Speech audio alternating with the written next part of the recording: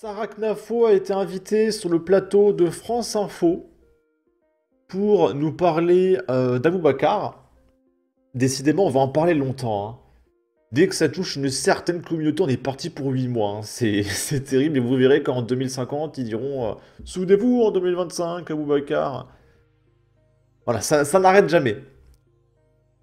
Et du coup, il y a cette journaliste qui va interrompre sans cesse, c'est insupportable. Je vous conseille d'éloigner tout ce qui pourrait vous servir d'arme à proximité de vous, parce que y a de quoi péter un câble.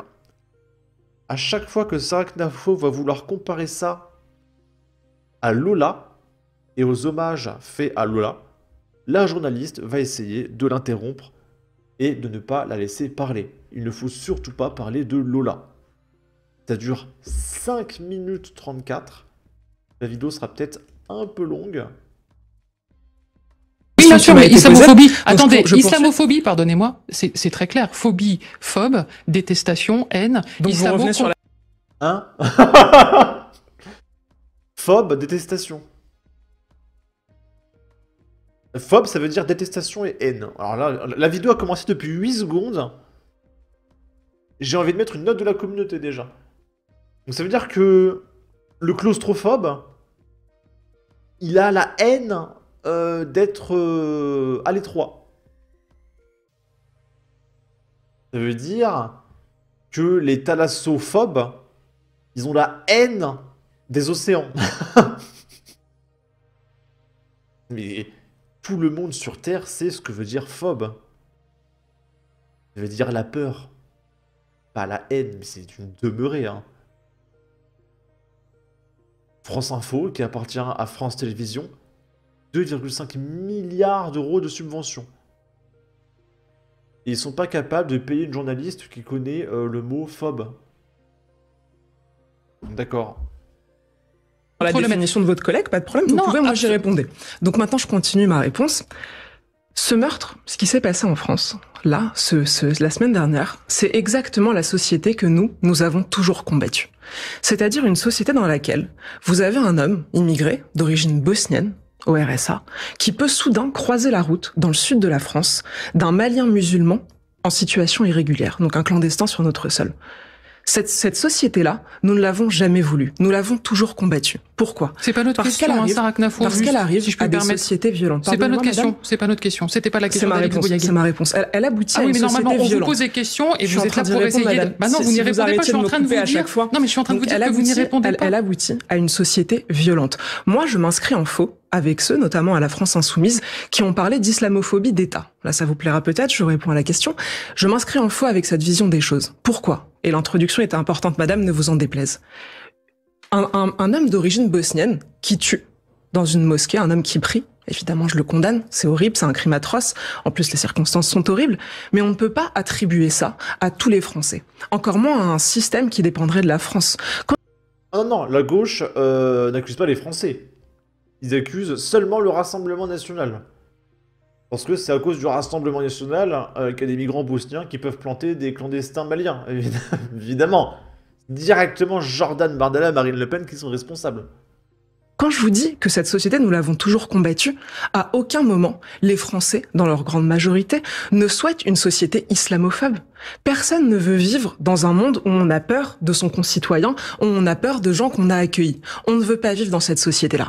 Et c'est pour ça que je vous dis que je m'inscris en faux avec ce récit qui est fait, avec, à mon avis, cette manipulation de la part de l'extrême gauche qui vise à accuser tout le peuple français, et même tout l'État, quand il parle d'islamophobie d'État, pour un crime qui, je vous le répète, n'avait rien à faire sur notre sol. Ces deux individus n'auraient jamais dû se croiser. Et si notre politique avait été appliquée, ils ne se seraient jamais croisés. Maintenant, ce qui me choque encore plus quand je vois ces images et que je vous entends célébrer ces manifestations, c'est que on n'a pas célébré, on célèbre rien du tout. Nous sommes journalistes factuellement, elles ont existé, on vous en parle. Pardonnez-moi, mais j'écoute France Inter, donc je...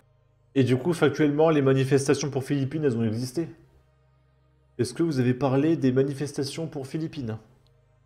Je vois à quel point ces manifestations ont été célébrées. Je parle peut-être pas de vous, mesdames, peut-être que vous ne les célébrez pas, mais j'ai écouté vos collègues. Non, on les célèbre pas, nous en parlons. Je viens de vous le dire, peut-être pas vous, mais j'ai écouté vos collègues.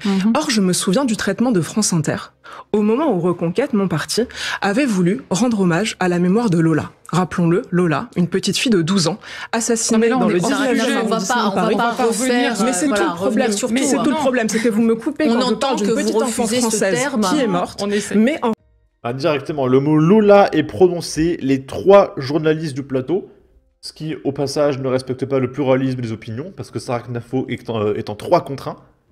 Donc je vous invite à signaler France Info à l'ARCOM, même s'il ne se passera rien. Et non, mais ça c'est le passé, il faut pas ressasser le passé, on n'en est plus là, etc. Et pendant ce temps, on parle encore de Naël. On parle encore de Naël. Et je peux vous garantir que Naël, on va en entendre parler jusqu'en 2150. Mais Lola, non, c'est bon, c'est du passé. En revanche, que vous voulez continuer de parler de ce drame-là, et qu'à chaque fois qu'il y a d'autres drames, vous les occultez, ou vous accusez et clouez au pilori les gens qui, eux, veulent célébrer la mémoire des petits-enfants français qui sont morts. Pour Lola, je me souviens parfaitement du traitement de France Inter. Vous disiez que c'était une honte de faire une manifestation alors que le corps était encore chaud. Et là, ça n'est pas une honte. Répondre. C'est ce que je suis en train de faire, madame. Alors, du coup, mais quand on parle de petits-enfants français, pour vous, ce n'est pas une réponse. Non, quand on parle de l'actualité. L'actualité de cette semaine, c'est la mort. Non, non, Lola, ça date de quelques semaines. Donc maintenant, on l'oublie, on n'en parle plus. Mais non, j'ai pas dit qu'on l'oubliait. Lola, c'était il y a quelques semaines. Mais elle est sénile, cette dame. Et vous avez vu comment elle a peur qu'on parle de Lola? À votre avis, supposons, on aurait invité Ali Douara ou Sébastien Delogu et il aurait parlé de Naël. À votre avis, est-ce que les 3 journalistes de France Info auraient coupé la parole de Sébastien Delogu ou d'Ali Douara pour leur dire « Non mais arrêtez, Naël, c'est plus l'actualité. » C'était il y a quelques semaines. C'était il y a 3 semaines, Naël, quand même. Est-ce que cette scène est possible? Je ne crois pas. Je pense qu'ils auraient laissé parler Sébastien Delogu, parler de Naël pendant 1 heure, si c'était nécessaire. Là, directement, Lola. Non, tu parles pas de Lola. Non. Je dis simplement qu'aujourd'hui, nous parlons de ce qui s'est passé ces 10 derniers jours dans le Gard, et la question en jeu, c'est la question d'un mot, islamophobie, et donc du coup, je vous pose la question très directement. Oui, je vous pose, et ce sera la dernière sur ce sujet-là, on va avancer, parce qu'il y a plein d'autres sujets palpitants dont on va parler, c'est est-ce que Bruno Retailleau, selon vous, Tout à fait. Non, c'est pas ma question, je vais essayer de la boucler jusqu'au bout. Est-ce qu'il est islamophobe, selon vous? Et je vais même aller plus loin, est-ce qu'il est raciste, en fait? Qu'est-ce qu'il vous a fait, Bruno Retailleau? Je me calme. 2,5 milliards d'euros de subventions, ces gens-là. 2 milliards. Chaque année, 2 milliards. C'est pas possible. J'en peux plus, hein. Dans la mesure... Non, mais on va pas s'affoler, on va dire les mots. Le mot racisme est un mot qui existe dans la langue française, je crois. Est-ce que le ministre de l'Intérieur... Et le mot la gauche est une maladie mentale, c'est dans le dictionnaire aussi. Qui se rend immédiatement à Nantes sans savoir ce qui s'est encore passé, ne donne pas un positionnement, alors que là, il a du mal à aller dans le Gard, il met 3 jours à s'y rendre. Donc, est-ce que Bruno Retailleau est islamophobe, selon vous ? Alors, je vais vous retourner la question, si je puis me permettre, et ça y répond. Est-ce que Jean-Luc Mélenchon est donc islamophobe lorsqu'il propose, francophobe, lorsqu'il propose 1 minute de silence pour Aboubacar, mais pas pour Lola? Si pour vous, sélectionner les morts selon leur origine, c'est donc être raciste, alors je vous rappelle que nous avons sur notre sol un parti, la France Insoumise, qui propose d'honorer les mémoires quand il s'agit de personnes qui sont nées à l'étranger et qui sont de confession musulmane, mais qui accusent tous les autres de tous les maux et de récupération, ce fameux mot qu'on a beaucoup entendu chez vous, mais étonnamment pas cette semaine, de récupération quand il s'agit d'enfants français morts sous les coups de gens qui n'auraient rien à faire chez nous. Et madame, c'est bel et bien une réponse. Alors, je l'entends, on va avancer. Je précise juste quand même sur Lola qu'il faut se souvenir précisément de ce qui s'est passé. La famille de Lola, si vous vous en souvenez bien, ne souhaitait pas que ça soit... Mais elle ment. La famille de Lola, elle avait le dessin de Lola sur son t-shirt et elle a marché avec tous les militants de droite. Mais elle ment, mais c'est insupportable. Politisée et ne souhaitait pas, notamment, elle s'était directement adressée à votre parti Reconquête en disant, en disant effectivement que... allez-y. C'est très bien. La mère de Lola a pris la parole, il y a de ça même pas 2 mois. Et elle a dit que ce qui l'avait aidé à survivre, au moment où sa petite fille a été découpée en morceaux par une Algérienne sous OQTF, c'est le fait que les Français avaient manifesté en sa mémoire. Alors madame, s'il vous plaît, n'inventez pas de propos à cette pauvre famille dont le père est mort de chagrin. Et justement, la mère remerciait ceux qui avaient rendu hommage à sa fille. Donc s'il vous plaît, ne faites pas parler ces pauvres gens. On va essayer d'avancer. J'espère... Mais virez-moi cette nana, hein, c'est insupportable. Qui est cette dame? J'ai envie de gerber, hein. Le père de Lola, il est décédé de chagrin, quoi. 1 an après ou 2. Et c'est insupportable, hein. Oh, je me radicalise de jour en jour. En fait, ce qui me radicalise, c'est la gauche.